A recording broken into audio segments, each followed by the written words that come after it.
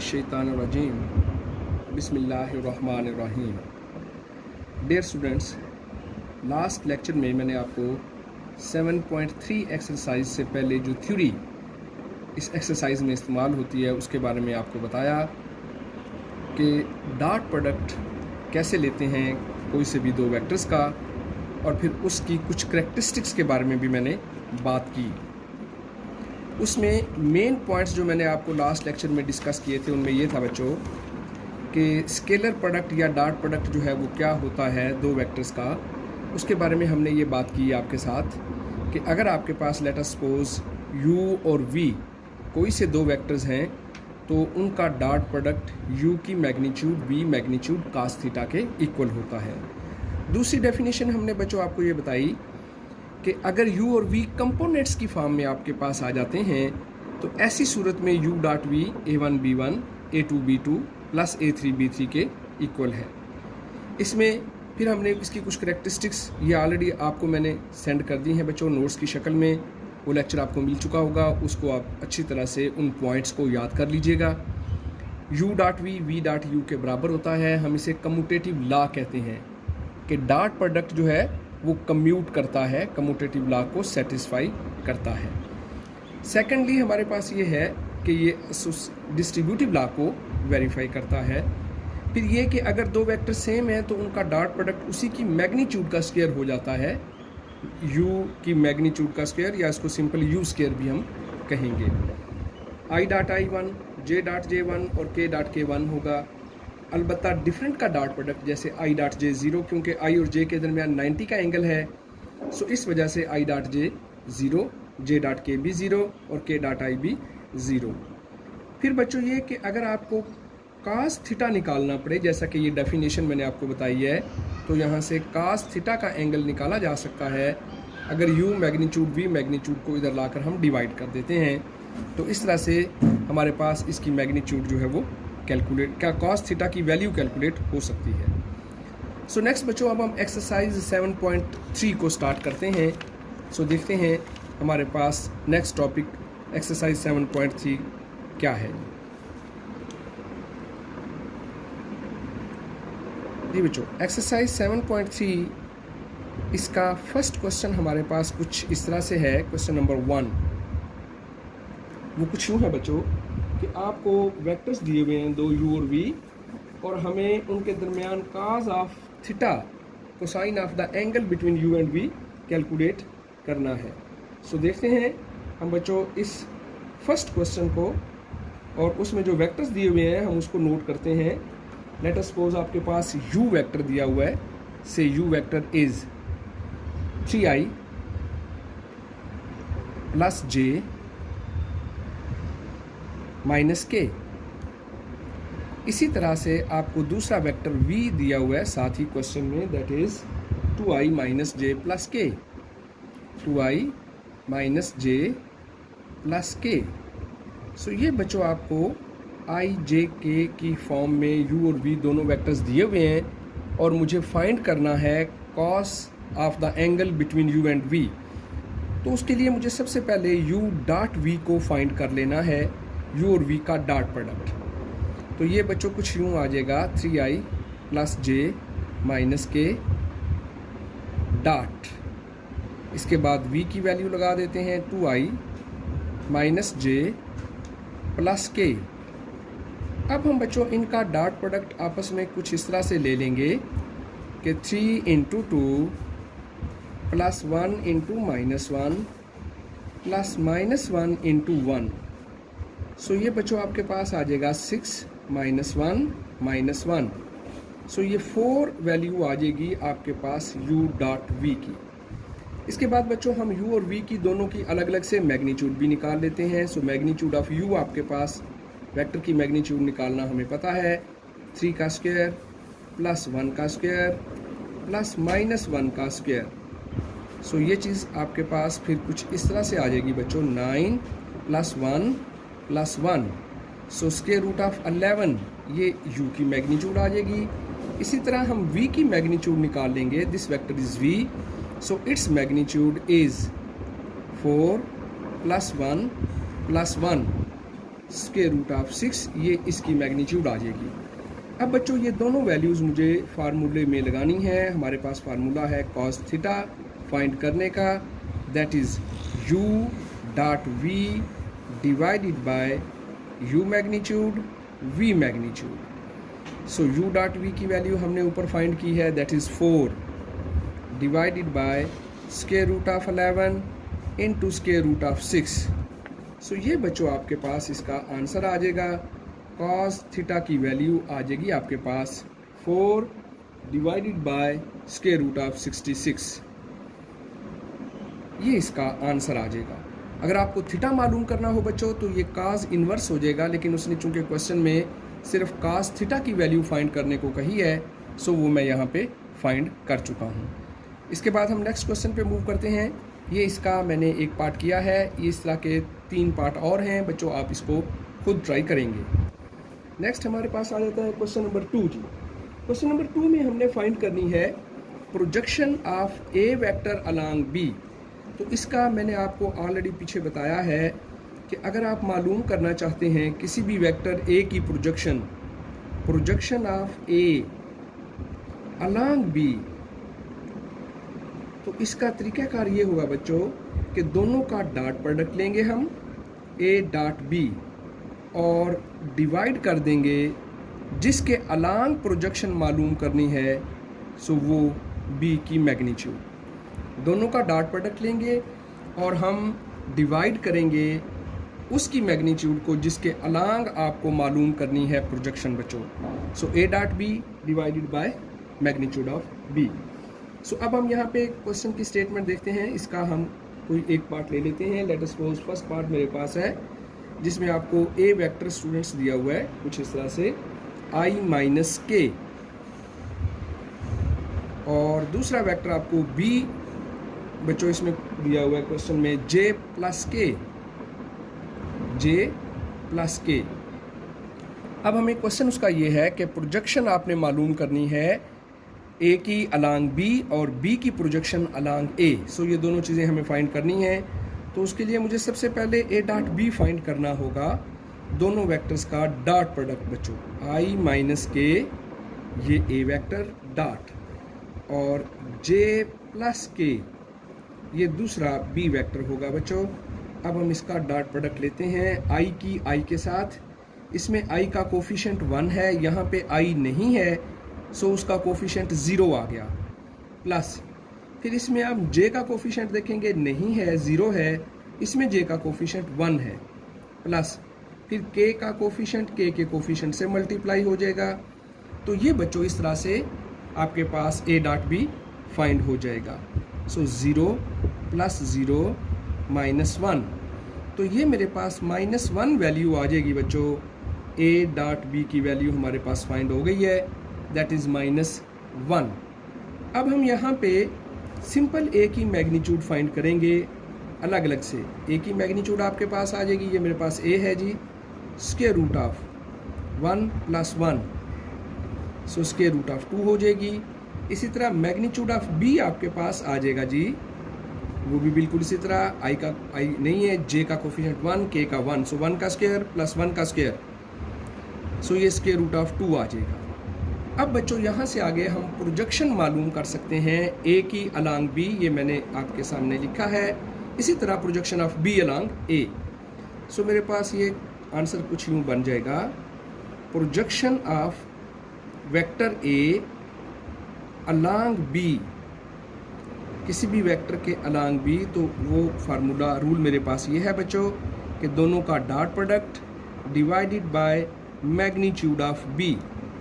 So that is equal to -1 divided by square root of 2। बिल्कुल इसी pattern पे बच्चों आप प्रोजेक्शन फाइंड कर सकते हैं बी वेक्टर की अलोंग ए।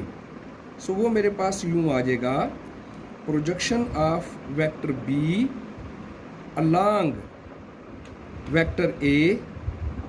सो वो मेरे पास रूल कुछ यूँ आएगा बच्चों, A dot B divided by, नीचे ए की मैग्नीट्यूड मेरे पास आ जाएगी। सो उसका भी सेम यही आंसर आएगा बच्चों, -1 by square root of 2। So projection of A along B, A dot B divided by B की मैग्नीट्यूड। ऊपर दोनों का डॉट प्रोडक्ट आएगा, नीचे जिसके अलांग प्रोजेक्शन निकालनी होगी, नीचे उसकी मैग्नीट्यूड डिवाइड करनी है आपने। इसी तरह बी की प्रोजेक्शन अलांग ए बी निकालने का यही तरीका होगा, ऊपर ए डॉट बी दोनों का डॉट प्रोडक्ट और नीचे ए की मैग्नीट्यूड यहाँ पे आएगी। चूंकि दोनों की मैग्नीट्यूड सेम है मेरे पास, इसलिए ये दोनों की प्रोजेक्शन मैंने फाइंड कर ली है, ए की प्रोजेक्शन अलांग बी और बी की प्रोजेक्शन अलांग ए। इस तरह से बच्चों ये क्वेश्चन नंबर 2 कंप्लीट हो गया। इसके सभी पार्ट इसी तरह से हैं। 2 फार्मूले यहाँ पे यूज़ हो रहे हैं, एक है प्रोजेक्शन ऑफ बी अलांग ए, तो उसके लिए फिर वही बात है, दोनों का डॉट प्रोडक्ट लेके A dot B divided by A की मैग्नीट्यूड, नीचे ए की मैग्नीट्यूड आ जाएगी। तो ये हैं 2 यहाँ पे रूल जो हम यूज़ करेंगे projection of A along B and projection of B along A find करने के। सो ये बच्चों आपका क्वेश्चन नंबर 2 क्लियर हुआ। अब हम एक्सरसाइज के नेक्स्ट क्वेश्चन पे बात करते हैं। क्वेश्चन नंबर 3 बच्चों हमारे पास एक्सरसाइज 7.3 का क्वेश्चन नंबर 3 आ गया। नेक्स्ट जी बच्चों, क्वेश्चन नंबर 3 की स्टेटमेंट कुछ इस तरह से है हमारे पास कि आपको वेक्टर्स दिए हुए हैं 2 u और v, और हमें उसमें एक अननोन फाइंड करना है alpha. So they are perpendicular vectors. So देखते हैं, आपको u वेक्टर कुछ इस तरह से दिया हुआ है बच्चों, 2 alpha i plus j minus k, ये एक वेक्टर u है। और दूसरा वेक्टर बच्चों आपको v दिया हुआ है क्वेश्चन में, that is i plus alpha j plus 4k। जी ये आपके सामने u और v 2 वेक्टर्स मौजूद हैं। हमें अल्फा को यहाँ पे फाइंड करना है, जबकि उसने ये बात क्वेश्चन में बताई है कि u is perpendicular to v। तो बच्चों ये लास्ट जो लेक्चर हुआ है उसमें मैंने आपको बताया है कि अगर u और v वेक्टर्स 2 दिए गए हों और वो आपस में परपेंडिकुलर हों तो उनका डॉट प्रोडक्ट 0 के बराबर आ जाता है। हम ये बात लिखेंगे, since u is perpendicular to v, so इस वजह से हम कहेंगे कि u डॉट v जो है वो 0 के बराबर है। अगर 2 वेक्टर्स आपस में परपेंडिकुलर हो जाते हैं तो उनका डॉट प्रोडक्ट बच्चों 0 के बराबर होता है।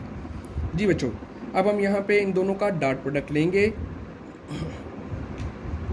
सो यहाँ पे u की वैल्यू लगा देते हैं, डॉट फिर v की वैल्यू लगा देते हैं, that is equal to 0। So u आपके पास है 2 alpha i plus j minus k dot, फिर इसके बाद हमारे पास v की वैल्यू है i plus alpha j plus 4k। ये बच्चों आपके पास u और v की वैल्यू। अब दोनों का डॉट प्रोडक्ट कैसे आएगा, i के कोफिशिएंट के साथ मल्टीप्लिकेशन हो जाएगी, 2 अल्फा इंटू 1, j की j के साथ 1 इंटू अल्फा, और k की एक कोफिशिएंट यहाँ पे -1 है, यहाँ पे k का कोफिशिएंट 4 है, so that is equal to 0। जी बच्चों ये कुछ यूँ बन जाएगा, 2 alpha plus alpha minus 4 is equal to 0। So बच्चों 3 अल्फा इज इक्वल टू 4। यहाँ से आपको अल्फा की वैल्यू आ जाएगी 4/3, और यही तो इसका आंसर है। हमें अल्फा ही इस क्वेश्चन में बच्चों फाइंड करना था, जबकि आपको u और v जो है वो क्वेश्चन में दिया हुआ है। इसी तरह से बच्चों इसका सेकंड पार्ट भी है, सेम टू सेम। आपको u और v वेक्टर्स दिए हुए हैं, तो आप वहाँ से अल्फा की वैल्यू को फाइंड आउट कर सकते हैं। सो ये फर्स्ट पार्ट मैंने किया है, सेकंड पार्ट आप खुद ट्राई करेंगे। इसके बाद बच्चों आ गया हमारे पास क्वेश्चन नंबर 4 एक्सरसाइज में। उसने कहा है जी find the number z। Question number 4 में उसने कहा है कि z एक अननोन है, हमें फाइंड करना है, जबकि आपको वर्टिसेस दिए हुए हैं क्वेश्चन में। a वर्टेक्स आपके पास है जी 1 -1 0, और b वर्टेक्स आपके पास है जी -2 2 1, और C वर्टेक्स आपके पास मौजूद है 0 2 Z, 0 2 एंड Z। अब ये जो Z है ये हमें यहाँ पे फाइंड आउट करना है, व्हाट इज Z। और क्वेश्चन में इसने ये कहा है कि सी पर 90 डिग्री का एंगल बन रहा है, सी पॉइंट पे 90 डिग्री का एंगल क्वेश्चन में मौजूद है। सो बच्चों अब हमें इसको यहाँ पे देख लेना है कि 90 डिग्री के एंगल के हवाले से हमारे पास क्या सूरत हाल आती है क्वेश्चन में। जी बच्चों, अगर मैं इसकी यहाँ पे रफली डायग्राम बनाऊं तो लेट अस सपोज ये मेरे पास वो ट्राइंगल आ जाती है से ए बी और सी पॉइंट पे मैंने लाजमी 90 का एंगल बनाना है, ये उसने क्वेश्चन में हमें बच्चों बताया हुआ है। सो अगर सी पर 90 का एंगल है तो इट मीन्स कि हमारे पास यहाँ पे बच्चों दो चीज़ें हैं, ये सी ए और ये सी बी, ये आपस में परपेंडिकुलर वेक्टर्स हो जाएंगे क्योंकि ये वाला एंगल 90 डिग्री का है। सो सबसे पहला काम बच्चों मैं ये करूँगा कि यहाँ पे सी ए वैक्टर निकालता हूँ, सी ए वैक्टर। तो हमें पता है हम इसको निकाल सकते हैं, that is position vector of A यानी ओ ए माइनस ओ सी। ये तरीक़ाकार मैंने आपको पीछे बताया हुआ है बच्चों। सो हम इसको यहाँ पे अप्लाई कर देंगे। ए पॉइंट से उसका पोजीशन वेक्टर कुछ यूँ बन जाएगा 1 -1 0। इस तरह बड़ी ब्रैकेट में हम वेक्टर को लिखने का स्टाइल यूज़ करते हैं। इसी तरह ओ सी बच्चों आ जाएगा 0 to z के बराबर। अब यहाँ पे इसको माइनस कर लेंगे, 1 - 0 तो ये 1 आ जाएगा, -1 - 2 -3 हो जाएगा, 0 - z करेंगे तो ये माइनस का z हो जाएगा आपके पास। So this vector is C A. आप इसको आई जे के की फॉर्म में भी लिख सकते हैं, आप इसी फॉर्म में इसको रहने दें, ये इस तरह से इजी रहेगा।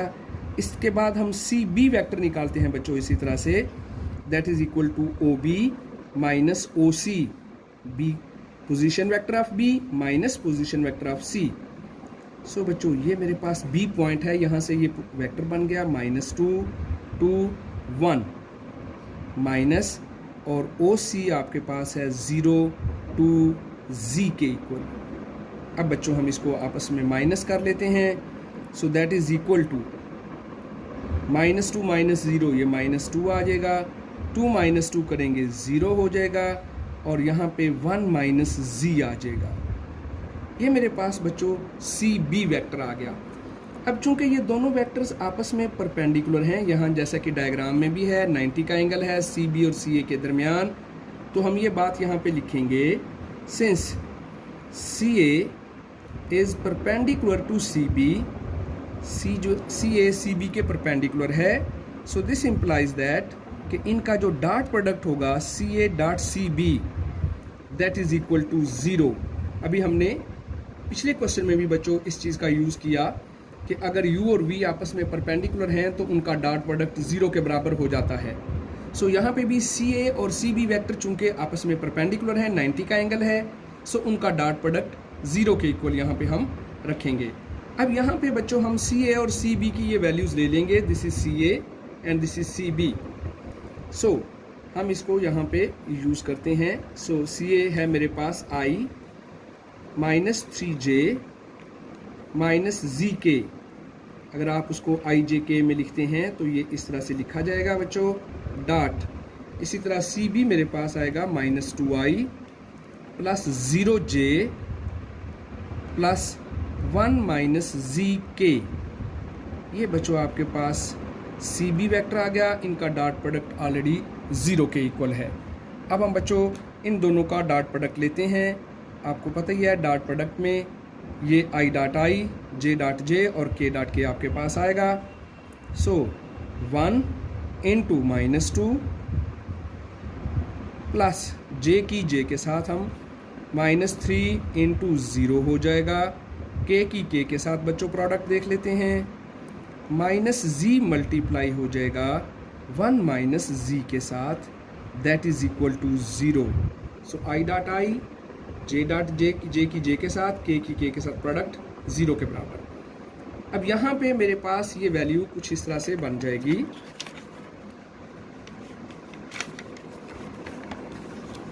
दैट इज इक्वल टू -2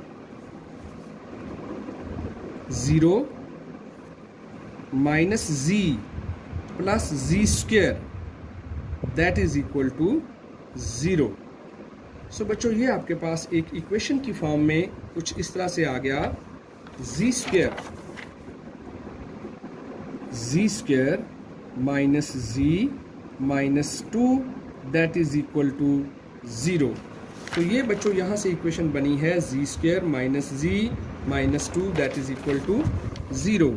अब बच्चों मैं इस इक्वेशन को यहाँ पे फैक्टराइज कर लूँगा, फैक्टर्स बना के हम इसका आंसर यहाँ से यानी कि z की वैल्यू को फाइंड आउट कर लेंगे। सो इसके पेयर बना लेते हैं, z square minus 2z plus z minus 2 equal to 0। So यहाँ से z को कॉमन ले लें बच्चों, z माइनस 2 प्लस 1 कॉमन आ जाएगा, so z minus 2 that is equal to 0। So बच्चों z माइनस 2 ये एक पेयर इसका बन जाएगा और दूसरा z plus 1 that is equal to 0। So दोनों को अलग अलग 0 के बराबर रख लेंगे, z माइनस 2 0 के बराबर एंड z प्लस 1 0 के बराबर। सो यहाँ से z की दो वैल्यूज़ आपके पास आ जाएंगी, 2 एंड माइनस 1। ये बच्चों हमारा आंसर आ जाएगा। z की यहाँ पे दो वैल्यूज़ आ जाएंगी, एक 2 और दूसरी माइनस 1। ये बच्चों क्वेश्चन नंबर 4 कंप्लीट हुआ। हम आगे बात करते हैं क्वेश्चन नंबर 5 की। जी क्वेश्चन नंबर 5 में बच्चों आपको एक वेक्टर v मालूम करना है और 3 इंफॉर्मेशन क्वेश्चन में आपको दी हुई हैं कि v डॉट i 0 के बराबर है, v डॉट j 0 के बराबर है एंड v डॉट k 0 के बराबर है और हमें यहाँ से फिर v वेक्टर को फाइंड आउट करना है। सो ये आपके पास तीनों इंफॉर्मेशन क्वेश्चंस में मौजूद हैं कि v dot i 0, v dot j 0, v dot k 0 है। What is vector v? तो बच्चों हम इसको यूं स्टार्ट करेंगे, हम लेट कर लेंगे कि जो वेक्टर v हमें मालूम करना है वो कुछ यूं है, ai plus bj plus ck। Let suppose ये मेरे पास v वेक्टर है जो कि यहाँ पे हमें फाइंड आउट करना है, हमारे पास अननोन है वो वेक्टर। अब पहली इंफॉर्मेशन हम ये यूज़ करते हैं, क्वेश्चन में उसने ये दिया हुआ है कि सिंस v डॉट i जो है वो 0 के बराबर है, इम्प्लाइज दैट। अब यहाँ पे v की वैल्यू लगा देते हैं बच्चों, v की वैल्यू आपके पास आ जाएगी ai plus bj plus ck और उसके साथ डॉट। अब i वेक्टर को अगर हम पूरी तरह लिखें तो यूँ लिख सकते हैं i plus 0j plus 0k, क्योंकि इसमें j और k नहीं है तो आप उसकी जगह ऐसे 0 0 लगा सकते हैं। सो बच्चों ये मेरे पास फिर कुछ यूँ आ जाएगा, i की i के साथ प्रोडक्ट यानी a इंटू 1, j की j के साथ यानी कि b इंटू 0, k की k के साथ c into 0 that is equal to 0। So बच्चों यहाँ पे फिर मेरे पास जस्ट a इक्वल टू 0 आपके पास आ जाएगा। तो ये इसकी पहली वैल्यू मेरे पास आ गई कि the value of a is 0। Again अब हम इस इंफॉर्मेशन को यूज़ करते हैं। सो अगेन हमारे पास दिया हुआ है v dot i that is equal to v dot j that is equal to 0। तो बच्चों यहाँ से फिर हम यहाँ पे ये देखेंगे v की वैल्यू आपके पास है ai plus bj plus ck, ये वेक्टर i j k आपके पास की फॉर्म में। तो इसकी जगह अब हम आगे डॉट j लगाएंगे। अब j को यूँ लिखा जा सकता है 0i plus j plus 0k। ये बच्चों सिंपल j वेक्टर को ऐसे लिखा जा सकता है। अब a की a के साथ प्रोडक्ट आ जाएगी, इसी तरह a into 0 plus b into 1 plus c into 0, so that is equal to 0। तो यहाँ पे जस्ट b इक्वल टू 0 आ जाएगा। बिल्कुल बच्चों इसी तरह सिमिलरली हम ये बात लिख सकते हैं कि v डॉट k जो है वो आपको 0 दिया हुआ है, तो दिस इम्प्लाइज दैट जो c की वैल्यू है वो 0 हो जाएगी। जब v डॉट k आप रखेंगे, जैसे v डॉट i 0 है तो a 0 हो गया, v डॉट j 0 है तो b 0, इसी तरह v डॉट k 0 c 0, आप इसको डायरेक्ट इस तरह लिख सकते हैं। हेंस अब ये तीनों वैल्यूज़ आपके पास मालूम हो गई हैं। सो v वेक्टर आपको फिर मालूम हो जाएगा ai प्लस bj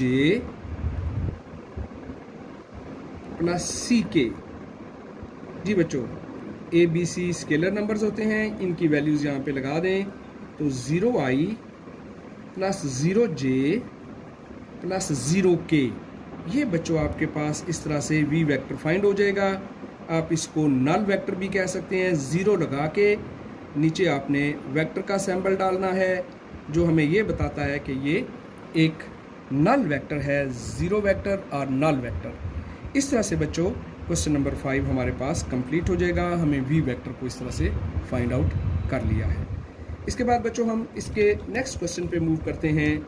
एक्सरसाइज का क्वेश्चन नंबर 6 हमारे पास आगे आ रहा है।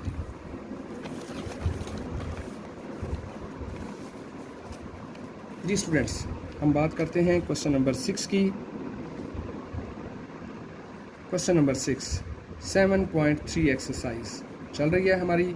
जी, क्वेश्चन नंबर 6 में वो क्या बात हमसे करता है कि आपको वेक्टर्स दिए हुए हैं, 3 वेक्टर्स दिए हुए हैं। हमें बताना है कि क्या वो एक राइट ट्राइंगल बनाते हैं कि नहीं। आपके पास 3 वेक्टर्स हैं। क्वेश्चन नंबर 6 का फर्स्ट पार्ट देखता हूं बच्चों।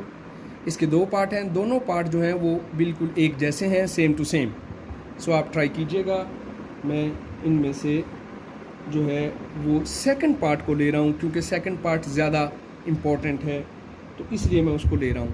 जिसमें आपको एक पी पॉइंट दिया हुआ है, दैट इज़ 1 3 2 1 3 2। फिर क्यू पॉइंट आपको दिया हुआ है, दैट इज़ 4 1 4 4 1 4। और फिर आर एक पॉइंट आपको दिया हुआ है, पी क्यू आर। ये 3 पॉइंट आपके पास क्वेश्चन में मौजूद हैं बच्चों, 6 5 5। सो ये 3 पॉइंट्स आपको क्वेश्चन में दिए हुए हैं स्टूडेंट्स। अब आपको फाइंड करना है कि क्या ये एक राइट ट्राइंगल को रिप्रेजेंट करते हैं कि नहीं, फॉर्म अ राइट ट्राइंगल और नॉट। सो हमें ये बताना है कि ये जो 3 वेक्टर हैं पी क्यू आर, क्या ये एक इस तरह की राइट ट्राइंगल बनाते हैं कि नहीं। ठीक है जी। तो उसके लिए हम लेट अस सपोज ये मेरे पास P है, this is Q and this is R। ये ऐसे सपोज किए हैं नाम। बेसिकली तो वैल्यूज़ आप फाइंड करेंगे तो आपको पता चलेगा कि कौन से 2 वेक्टर्स आपस में परपेंडिकुलर बनते हैं। सो सबसे पहले आपको यहाँ पे PQ वेक्टर बच्चों फाइंड करना है। तो PQ वेक्टर मैं फाइंड कर लेता हूँ। PQ that is equal to OQ position vector of Q minus position vector of P। इससे जो पिछला पार्ट है बच्चों, उसमें ऑलरेडी आपको वेक्टर्स दिए हुए हैं। यहाँ पे आपको वेक्टर फाइंड करना पड़ेंगे, PQ वेक्टर फाइंड करना पड़ेगा क्योंकि यहाँ पे पॉइंट्स दिए हुए हैं। तो OQ माइनस OP के तरीके से। सो बच्चों OQ ये मेरे पास है 4 1 4 माइनस OP 1 3 2। जी बच्चों, हम इसको अगर फाइंड करें तो ये मेरे पास आ जाएगा 4 minus 1 that is 3, 1 minus 3 minus 2 आ जाएगा, 4 माइनस 2 2 के इक्वल आ जाएगा। सो ये बच्चों मेरे पास PQ वेक्टर जो है वो फाइंड हो गया। अगर आप इसको IJK में बना के लिखना चाहते हैं तो वो यूं लिखेंगे 3i minus 2j plus 2k।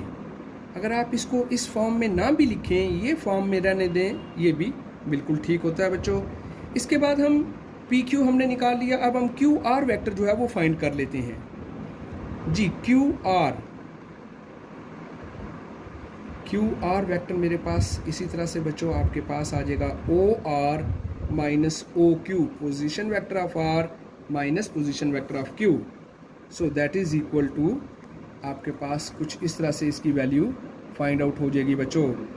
OR की वैल्यू लगाते हैं, दिस इज R 6 5 5 माइनस और OQ आपके पास है 4 1 4। जी इनको माइनस कर लेंगे बच्चों तो ये आ जाएगा 6 माइनस 4 करेंगे 2 आ जाएगा, 5 माइनस 1 करेंगे 4 आ जाएगा, 5 माइनस 4 करेंगे 1 आ जाएगा। So this is QR। तो हम इसको अगर IJK में लिखें तो आ जाएगा 2i plus 4j plus k। अब तीसरा वेक्टर हमें PR मालूम करना है, लेकिन ये 2 वेक्टर हम फाइंड कर चुके हैं। हम ये देखेंगे कि क्या इन दोनों को आपस में मल्टीप्लाई करने से -1 आ रहा है। तो आप ज़रा चेक करें, 3 2 6 प्लस का 6 माइनस का 8 प्लस का 2, तो ये 0 हो जाता है। इसलिए अगर आप पी आर वेक्टर ना भी फाइंड करें, हमें पता चल गया है कि पी क्यू और क्यू आर दोनों आपस में परपेंडिकुलर हो रहे हैं। तो हम ये बात यहाँ पे लिखेंगे कि P Q dot Q R. अब हम इन दोनों का डॉट प्रोडक्ट लेके फिर बात को क्लियर करेंगे। तो पी क्यू आपके पास है बच्चों 3i minus 2j plus 2k। इस तरह आपके पास दूसरा वेक्टर मौजूद है Q R, that is 2i plus 4j plus k। ये बच्चों आपके पास दोनों वेक्टर्स मौजूद हैं। अब मैं इन दोनों का डॉट प्रोडक्ट ले लेता हूँ। सो डॉट प्रोडक्ट फिर ये यूं आ जाएगा 3 into 2 plus minus 2 into 4 plus 2 into 1। सो बच्चों ये आ जाएगा 6 माइनस 8 प्लस 2। सो ये 0 के इक्वल आ जाएगा। सो हमें ये पता चला कि P Q dot Q R दोनों वेक्टर्स का डॉट प्रोडक्ट 0 आ गया। तो यहाँ से ये बात साबित हो गई कि P Q is perpendicular to Q R. So P Q और क्यू आर दोनों आपस में परपेंडिकुलर साबित हो गए। यहाँ से ये बात साबित हो गई कि ये जो ट्राइंगल है पी क्यू आर, ये हमारे पास एक राइट ट्राइंगल साबित हो गई है। तो हम ये बात लिखेंगे, hence P Q R is a right triangle. और यही बात मुझे साबित करना थी बच्चों। सो ये बच्चों आज का हमारा लेक्चर ख़त्म होता है। एक्सरसाइज 6.3 के आपको क्वेश्चन नंबर 1 से क्वेश्चन नंबर 6 तक जो हैं ये तैयार करने हैं। आज का हमारा लेक्चर क्वेश्चन नंबर 1 से क्वेश्चन नंबर 6 तक होगा, इसको तैयार कीजिएगा। बाकी हम अगले क्वेश्चन जो हैं वो नेक्स्ट लेक्चर में एक्सप्लेन करेंगे। ठीक है बच्चों, अल्लाह हाफ़िज़, अस्सलामु अलैकुम।